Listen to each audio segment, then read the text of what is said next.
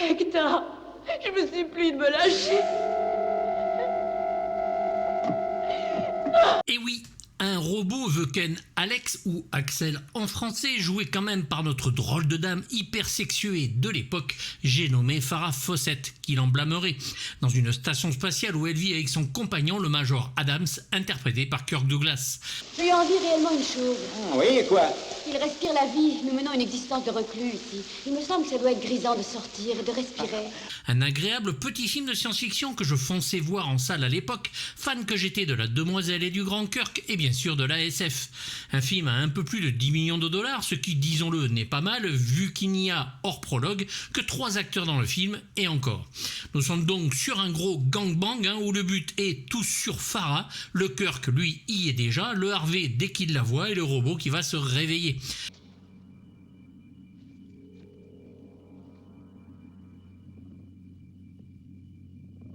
Ce robot, c'est Hector, qui va devenir obsédé par Alex Axel jusqu'à tuer et jouer au jeu du chat et de la souris avec nos protagonistes, le Major et Alex, qui vivent dans leur station spatiale en toute harmonie artificielle mais crédible.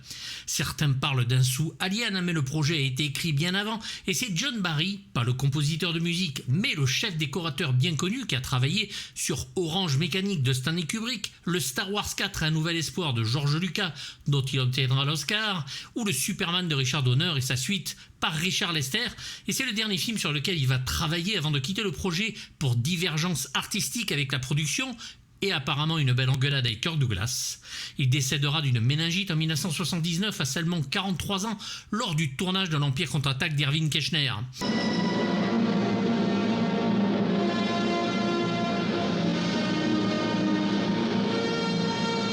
C'est le romancier Martin Amis qui va changer et réécrire le script. Barry avait parlé à Stanley Donen de son idée du film dans les années 70 lors du tournage de Lucky Lady en 1975.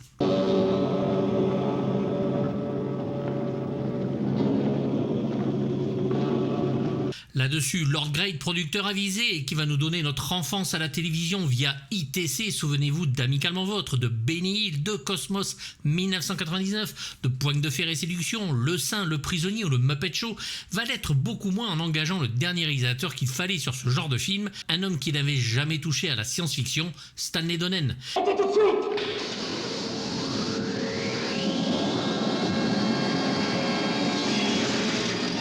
Il est le réalisateur de comédies musicales et comédies à succès comme Mariage Royal, Chantons sous la pluie, Drôle de frimousse, Charade, Arabesque, Voyage à deux, et finira sur ce film et le remake américain du film de Claude Berry, Un moment d'égarement, avec Michael Caine, C'est la faute à Rio.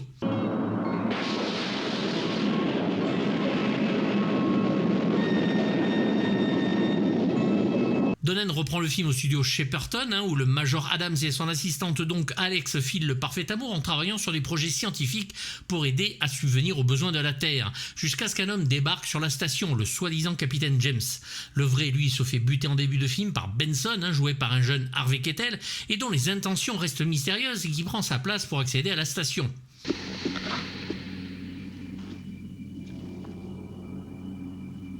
Capitaine, Major. Alors mystérieuse, c'est vraiment le mot, parce que vous ne saurez jamais pourquoi cet homme débarque dans la station. Jamais. Ce n'est pas expliqué tout simplement. L'homme arrive avec un robot qui est censé les aider et qui va assembler afin d'aider le couple, Hector, mais ce robot créature va apprendre beaucoup par lui-même et par Benson et devenir un engin de mort.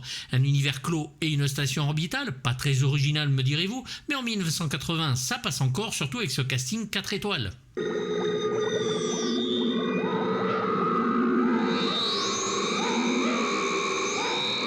Les deux hommes, Adams et Benson, vont vite se foutre sur la gueule pour le pouvoir et essayer de ken à la chère Alex, et Hector va devenir la menace principale. Nous sommes certes loin du mauvais film, il est plutôt bien shooté malgré les effets spéciaux approximatifs de Colin Shivers, qui a pourtant travaillé sur les 3 Superman ou le Condorman de Charles Jarrott. Il a créé le robot Hector d'après un croquis de Léonard de Vinci.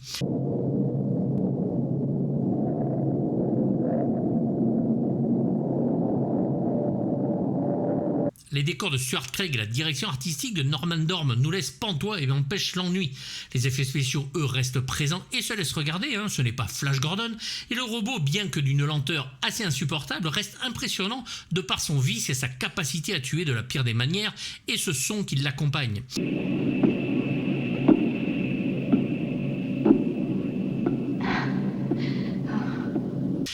jeu de poursuite qui nous donne un suspense assez bien tendu à l'époque, bien que vu trop souvent depuis, et nous ne boudons pas notre plaisir sur ce genre de film rare que l'on ne reverra que 4 ans plus tard avec le Terminator de James Cameron, dont certains bruitages robotiques tiendraient à nous faire penser qu'il a vu le film Le Cochon.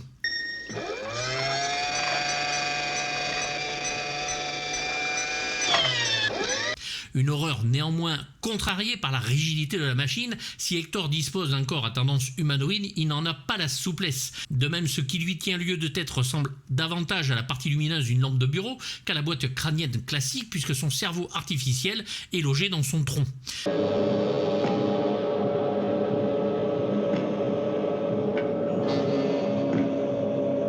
Stanley Donen recourt donc à quelques effets chocs, avec un animal éventré, le chien.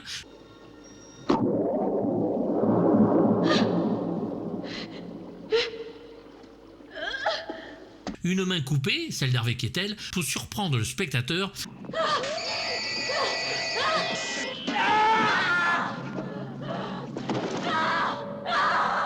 Mais ne parvient pas à rendre vraiment angoissant le jeu du chat et de la souris qui s'engage entre l'homme et la machine par moments. En réalité, directement connecté au capitaine Benson, c'est un esprit tordu qu'Hector va puiser sa connaissance, son caractère, ses gestuels et aussi ses névroses.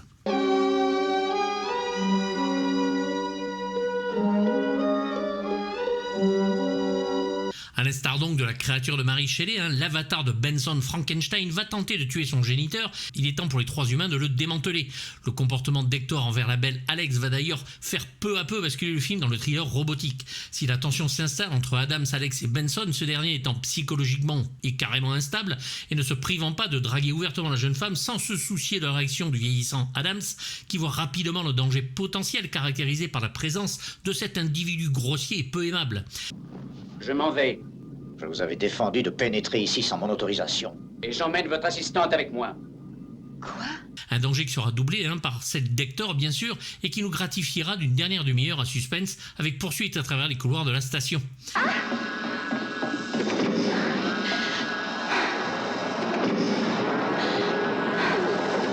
Ridley Scott et son Alien nous a prouvé qu'un grand cinéaste et une vision sont importants, et Stanley Donen en est loin, même si sa caméra n'est pas posée n'importe où, ou que quoi qu'on en dise, le suspense et l'horreur sont bien là, en quantité limitée certes, puisque les protagonistes sont réduits à leur minimum, mais ça fonctionne quand même.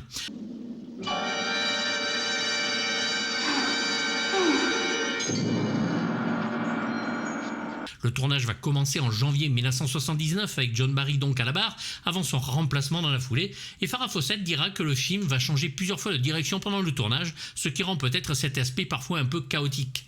Le film sera carrément un gros flop avec seulement 9 800 000 $ et 191 000 entrées en France, dont j'étais. La Terre meurt de faim. Nous sommes ici pour que ça cesse. Vous êtes en retard sur votre programme de recherche.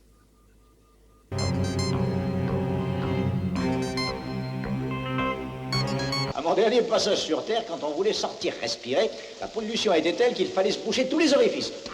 Kirk Douglas est donc le Major Adams, doublé par Roger Rudel, sa voix habituelle, superbe, et qui dans le film ne va pas hésiter à se battre cul nu, ce qui à 64 ans est couillu, et tape dans le fond de la Farah alors âgé de 33 ans. Hydroponique. Hydroponique. Hydroponique. Hydroponique. Il fait pourtant beaucoup plus jeune que jamais et complètement crédible quoi qu'il joue. L'acteur est très bien, malgré le fait qu'il ait été nominé au Razzie Award, et tente des choses dans le fantastique après le Fury et le Home Movies de Brian De Palma ou le Nimitz Retour à l'enfer de Don Taylor.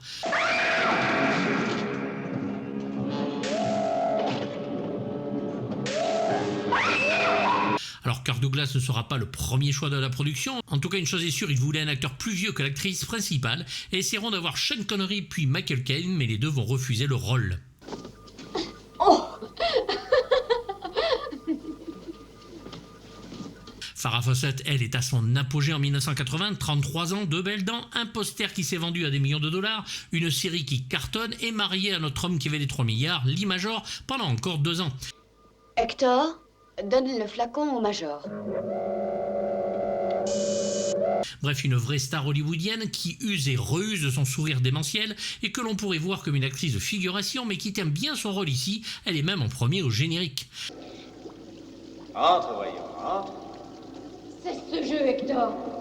Béatrice Delph est toujours à sa voix, impeccable, et c'est assez rare de la voir dans le film de genre, depuis le très bon Âge de cristal de Michael Anderson, dans une courte mais sanglante scène. Elle jouera dans de nombreux films, téléfilms et séries télévisées et nous quittera d'un cancer en 2009 avec son compagnon à ses côtés de l'époque, Ryan O'Neal, qui vient juste de nous quitter lui aussi. Nous espérons que cela vous incitera à voler encore et toujours sur World Spaceways. La Duty Free Shop va fermer dans quelques instants. C'est elle qu'on va envoyer le script en premier, qui s'appelle au départ The Helper, et au grand étonnement des studios, elle accepte. Bon, son passage devait être beaucoup plus court, mais il va être très vite étoffé. Le robot devait singer le regard et l'attitude de Benson, joué par Harvey Keitel, qui ne sera que dans une scène.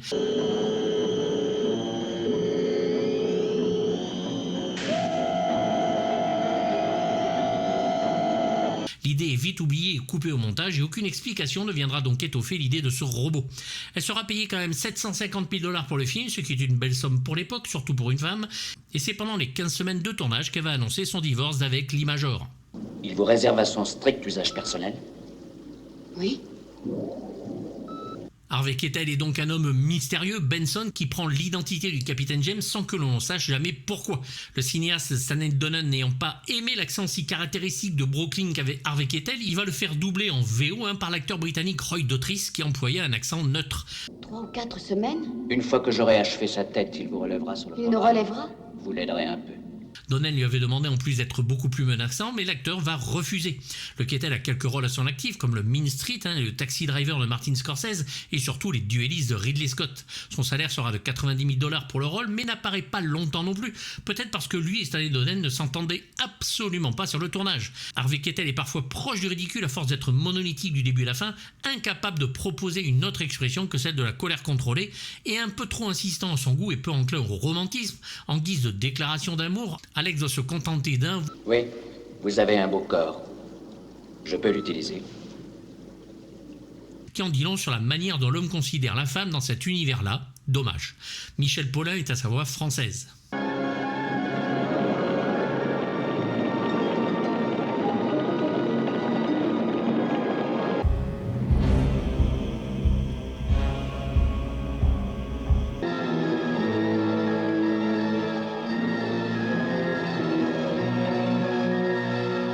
Elmer Bernstein signe la musique du film de science-fiction de Stanley Donen avec un orchestre massif au cuivre grave pour un voyage spatial tendu. Bernstein va se retrouver confronté à une grande liberté artistique et une bonne partie de son travail ne va pas se retrouver dans le film.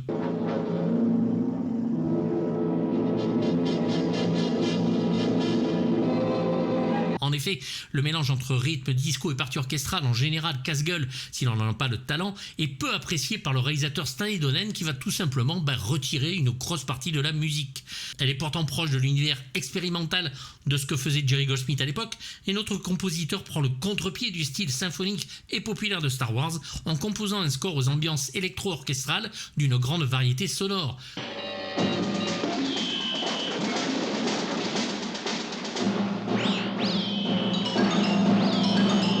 Des chœurs étranges, des percussions métalliques, des guitares électriques, xylophones, harmonica de verre et synthétiseurs vont être utilisés de très belle manière.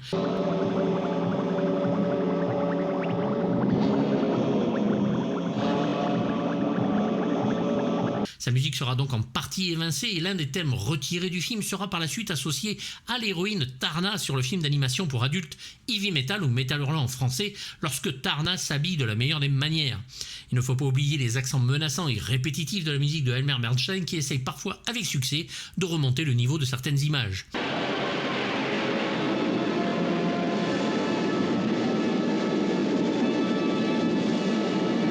Bref, une musique complètement remaniée comme le générique de début ou la mort de Benson, et presque tout son score fut retouché et n'apparaît jamais tel que le compositeur l'avait écrit. Plusieurs bootlegs vont apparaître avant qu'Intrada ne nous sorte la musique.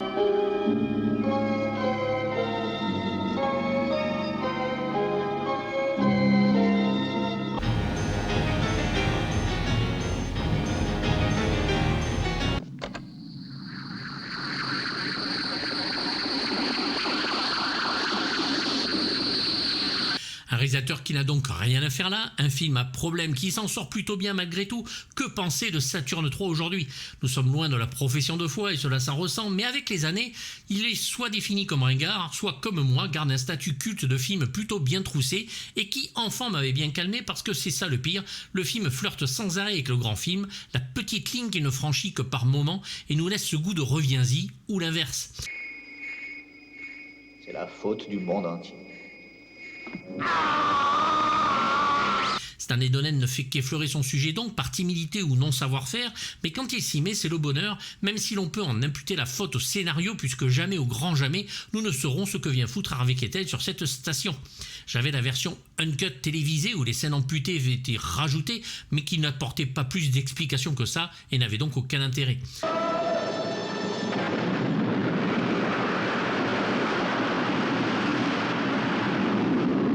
Pour Stanley Donen, son film est une sorte de Frankenstein sur une base de thriller hitchcockien matiné d'érotisme et de science-fiction. La vraie, pas celle des comics. La nudité reste assez étonnante, que cela vienne de Farrah Fawcett ou encore pire de Douglas, et je mettrai les extraits sur ma page Patreon où vous pourrez retrouver les films en avance, sans pub et non censurés.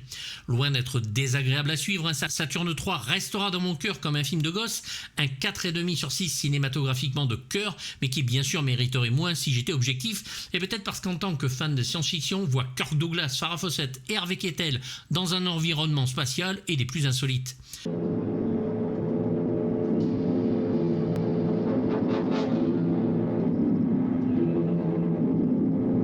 Un peu d'action qui dynamise un film qui se montre relativement sage au final et qui manque un peu de punch et de frisson, la démarche mécanique et assez lente d'Hector ne provoquant pas le même degré de stress qu'un Terminator.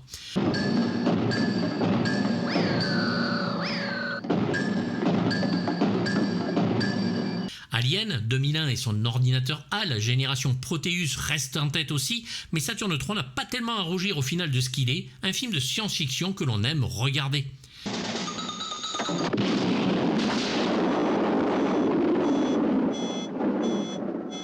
Voilà, je voulais parler de ce petit film que j'avais vu au cinéma et qui m'avait calmé à l'époque.